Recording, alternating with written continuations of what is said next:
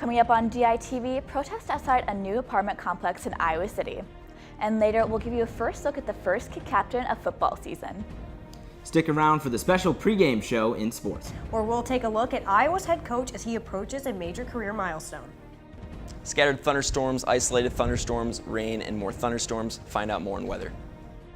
All that and more coming up on this Friday morning edition of DITV News. Don't go anywhere. DITV News starts right now.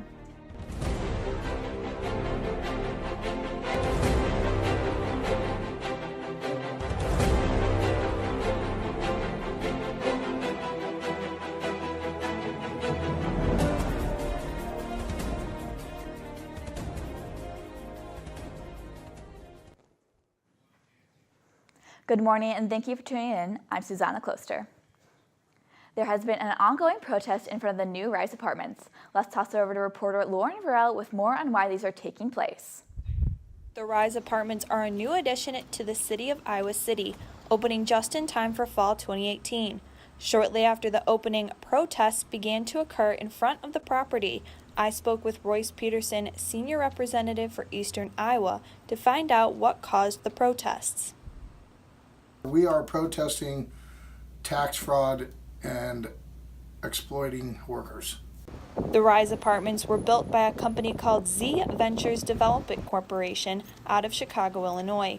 Royce Peterson expressed that the Z Ventures hired a variety of contractors and subcontractors who all misclassified their workers. Hired them at cash, paid them per week, not per hour. Never paid any workman's compensation taxes, never paid any taxes on any of them. They didn't have to fill out applications or nothing. The current banner in use says "Shame on the Rise" at Riverfront Crossings, but it will soon be changing to "CA Ventures at Rise Apartments promotes tax fraud in our community." Every day from 9 till 2, this is a location where protesters are handing out flyers. Protesters are remaining completely silent. Reporting from the Rise Apartments here in Iowa City, this is Lauren Varell, DITV News. Yesterday, there was a protest held on T. Ann Cleary Walkway. Protesters were challenging the employment status of UI lecturer Jeffrey Knock. On April 25th, Knock was issued a harassment warning and criminal trespassing warning by UI police. Knock has taught at the UI since 2012, and on May 29th, his contract was renewed for another 3 years. According to the incident report, a 22-year-old woman reported that a male was taking photos of women while they were working out. The university wants to sweep this under the rug while all the students are gone, while more victims can't come forward, while people don't know his face, don't know his name. So I decided to start protesting. UI spokesperson Janine Beck said that the trespass warning for all recreation buildings on campus will last for 6 months. The University of Iowa has a large number of student organizations, new and old. Students alike had the chance yesterday to attend the Student Organization Fair in Iowa, in the Iowa Memorial Union. There were many organizations at the event, but not every org from last year made it this year. This summer, the University of Iowa deregistered 38 organizations for failing to adhere to the University of Iowa human rights policy while the university was in the middle of a pending lawsuit. The primary elections for Iowa City City Council are happening next Tuesday, and here at the Daily Iowan, we have been profiling the candidates so you can get a closer look. We have Mackenzie Cooper in the studio to talk about the last candidate. Mackenzie? Thanks, Susanna. Today's profiled candidate is Brianna Wills. Brianna Wills helped with the Johnson County Zoning and Planning. She is the executive director of Old Brick Downtown. A couple of Wills' goals for Iowa City are more affordable housing, paving new bike trails, better sidewalks and roads, and maybe even a pedestrian bridge over Highway 6. Wills is very focused on the city budget. She wants to be a responsible spender and grow the budget as well. Tune in next Tuesday where we'll be live from the polls to show you when, where, and how to vote. For more information about candidates and the election, you can go to daily-iowan.com. Susanna, back to you. Well, we've been pretty lucky these past 2 days. We've seen some sunshine, but clouds in there as well. So I'm wondering what the weather is going to look like for this weekend. Let's toss over to John in the weather studio with more. Thanks, Susanna. Thanks. So I have some good news and some bad news. The good news is that if you like rain and thunderstorms, you'll probably love the upcoming forecast. Bad news is that most people don't.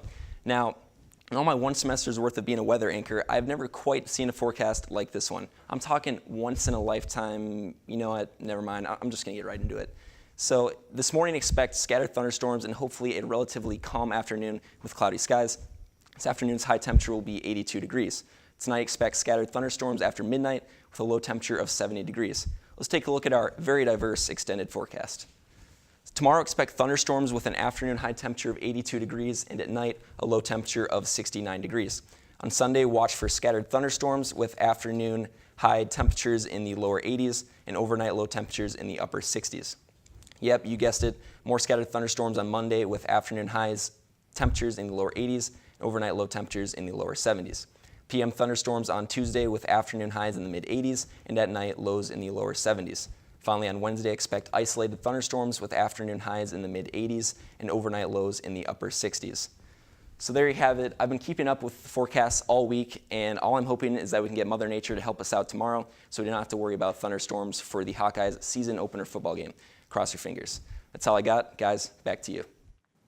Research done by the Center for Rural Health Policy Analysis at the University of Iowa shows that between 2003 and 2018, 16% of independent pharmacies have shut down.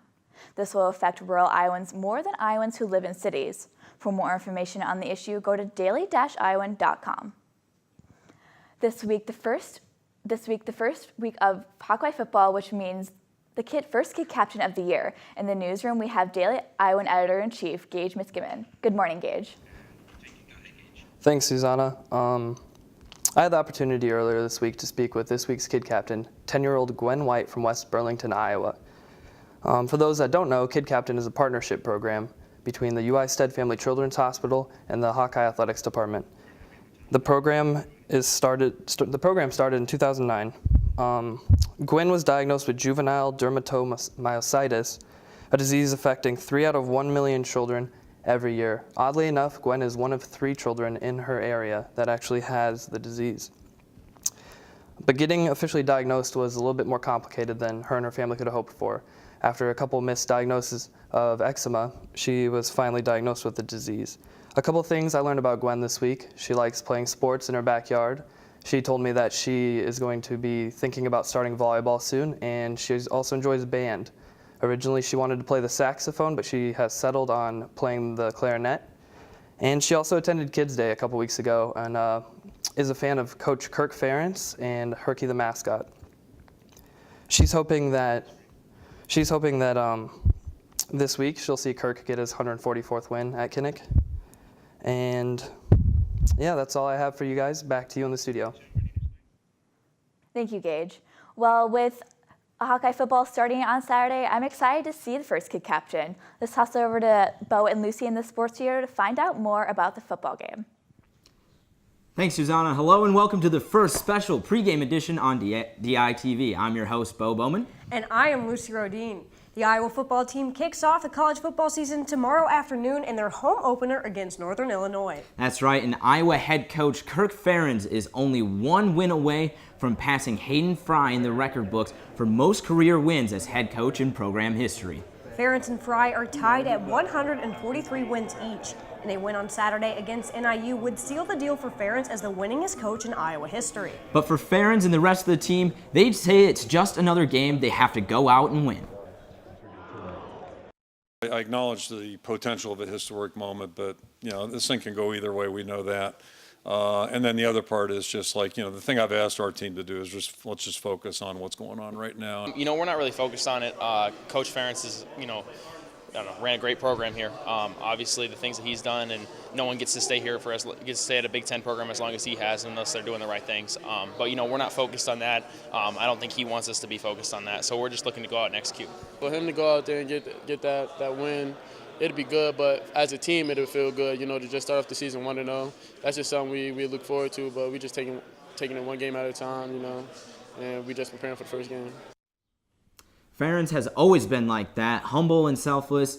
Maybe not what you were expecting from the Dean of College Football. But his success does not stop there. Since he was hired, Ferentz has produced over 60 NFL draft picks, including some all-time greats like Dallas Clark, Bob Sanders, Nate Kading, Chad Greenway. The list goes on and on. And that's what Iowa football has really been about under his tenure, preparing players for the next level and for life after football.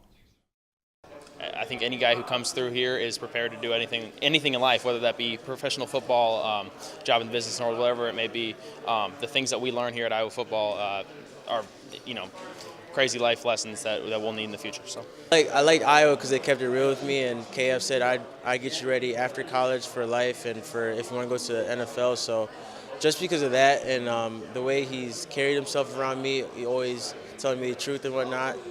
I feel like that. Just playing for him is a great opportunity for me, and I'm blessed to be here. I think Coach does a really good job of developing young men into men, young boys into men, I should say. It really is great to see that. You don't see that a lot in college football anymore. And Kirk does a good job of putting the players first. But let's take after the players and just focus on this week's game.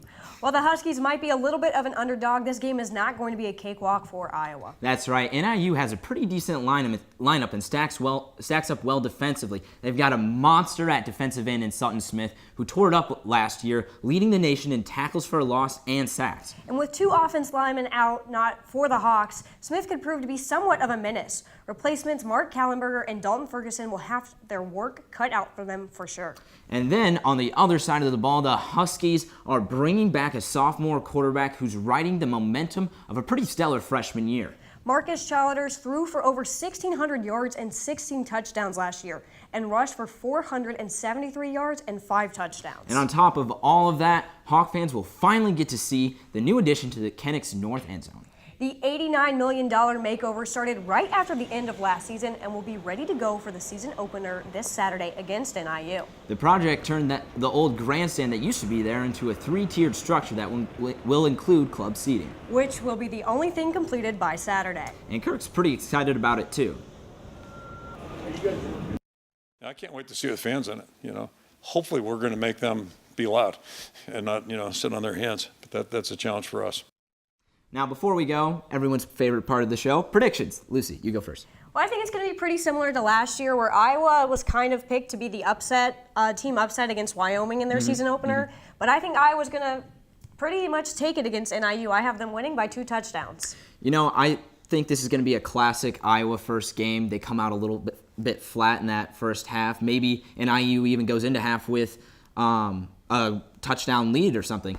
But I think in that second half, they're going to get firing on all cylinders. Kirk might have to fire him up in the locker room there at halftime. But I think in the end, they'll get the job done. Maybe win by, let's say, 10 points. I'm saying 10 points. I like your pick.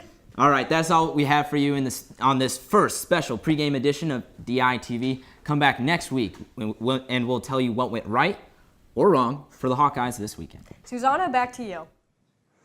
It's Friday, and that means it's time for the ICAC Animal of the Week. This is reserved for that one special animal at the Iowa City Animal Care and Adoption Center who is ready to meet their new family. This week's Spotlight Stealer is Chief. He's an older boy who is looking for a nice home to relax in and enjoy a happy retirement.